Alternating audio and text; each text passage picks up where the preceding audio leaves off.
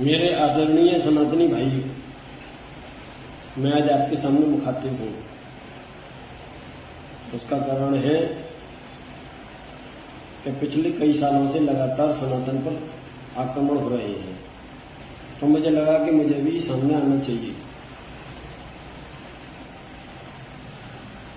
और अपने समाज को जगाने का एक प्रयास करना चाहिए। मेरे प्यारे भाइयों, लगातार सनातन पर जिस प्रकार की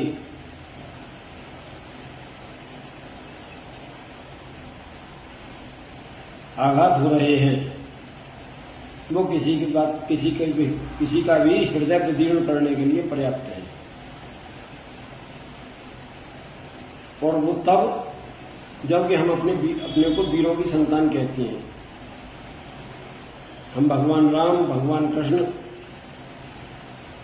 माँ दुर्गा, काली, महाराणा सांगा, महाराणा प्रताप, छत्रपति शिवाजी और गुरु गोविंद सिंह की संतानें कहते हैं। लेकिन उसके बावजूद हम अपने समाज के ऊपर हो रहे आघातों को चुपचाप सहने के लिए मजबूर हैं। आखिर इसका कारण क्या है? क्यों हम इन आघातों को चुपचाप सह रहे हैं?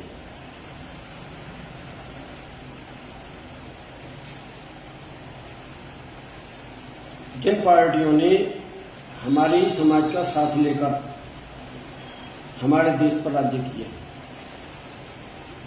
और हम ही लोगों को उसका शिकार बनाया, वो पार्टियां भी आज हमारे ऊपर लगातार हमारे समाज पर प्रश्न चिन्ह लगा रही हैं। मेरे प्यारे भाइयों, हिंदू एक जीवन पद्धति है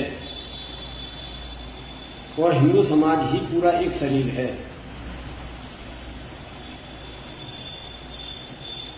मेरे प्यारे भाइयों, पिछले 70 वर्षों तक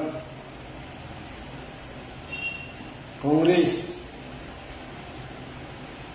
ब्राह्मण मुस्लिम गठजोड़ के ऊपर भारत पर राज्य करती रही।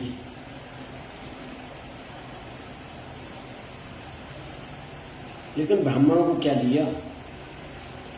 क्या ब्राह्मणों के खिलाफ कानून नहीं बने? क्या हिंदू समाज के खिलाफ कानून नहीं बने?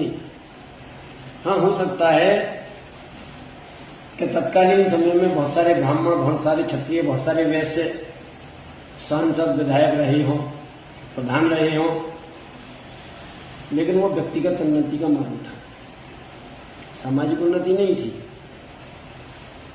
सामाजिक रूप से तो हमें कमजोर किया गया। उस कमजोरी में चाहे जातिवाद को आगे बढ़ाया गया हो, चाहे प्रांतवाद आगे बढ़ाया गया हो, भाषावाद आगे बढ़ाया गया हो, हम लोगों को तोड़ा गया और स्थिति यहां तक आ गई कि कश्मीर से उन्हीं ब्राह्मणों को बाहर आना पड़ा जिनके बूते पर सरकार चल रही थी। बंगाल में उन्हीं ब्राह्मणों को राजनीति से दरकिनार कर दिया गया जिनके बूते पर पूरे देश में सरकार चल रही थी। केरल में सबसे ज्यादा प्रताड़ित अगर कोई हुआ तो वो ब्राह्मण समाज हुआ। सन 1948 में गांधी जी की हत्या हुई। गांधी जी की हत्या नाथूराम गोडसे ने की थी। क्या उसमें पूरे समाज का कोई योगदान था? लेकिन इसके बावजूद महाराष्ट्र और मध्य प्रदेश में चित्पावन ब्राह्मणों के समुदाय पर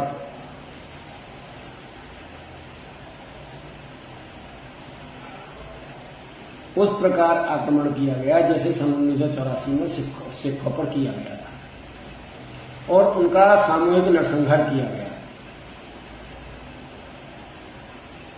तत्कालीन समय में सोशल मीडिया नहीं था, समाचारों पर सरकारी प्रभाव था।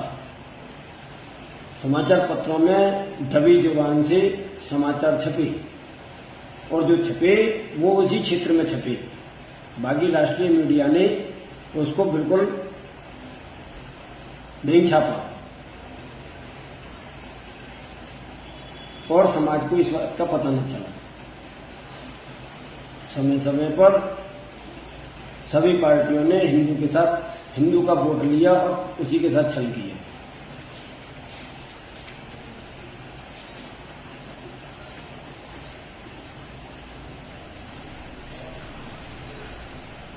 भाइयों, हमें विचार करना होगा, क्या आखिरकार हमारा ही वोट लेकर हमारे ही खिलाफ आखिरकार कैसे हो जाते हैं ये लोग?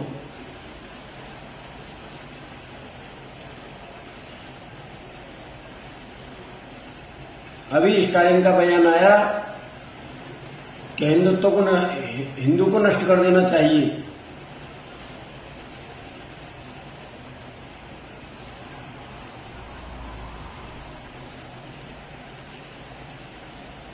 राम जन्मभूमि आंदोलन में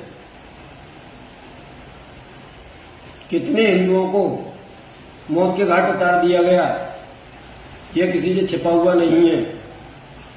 तत्कालीन सरकार मुलायम सिंह जी की थी और अभी कल उनके एक सिपाहीसालार राजकुमार भाटी जी ने जो ब्राह्मणों के ऊपर बयान दिया है वो किसी से छिपा हुआ नहीं है। मैं तो उस बात को अपने मुंह से कह भी नहीं सकता जो बात उन्होंने अपने मुंह से कही है। क्या हिंदू समाज इसी तरीके से सोता रहेगा और अपने ऊपर इसी तरीके के अत्याचार बर्दाश्त करता रहेगा? क्या इसी के लिए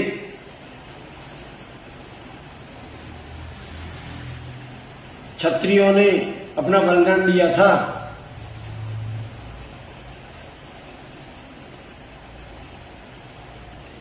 हमें पता है कि राजस्थान की भूमि में कई सागे हुए, 30,000, 40,000, 50,000, 1 लाख, 2 लाख की संख्या में छत्राणियों ने अपना बलिदान दिया। वो केवल छत्राणियां नहीं रही होंगी, ये निश्चित बात है।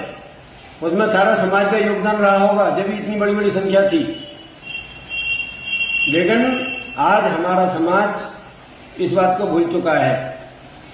वो एक सामूहिक प्रतिकार था, वो सामूहिक प्रतिकार के बल पर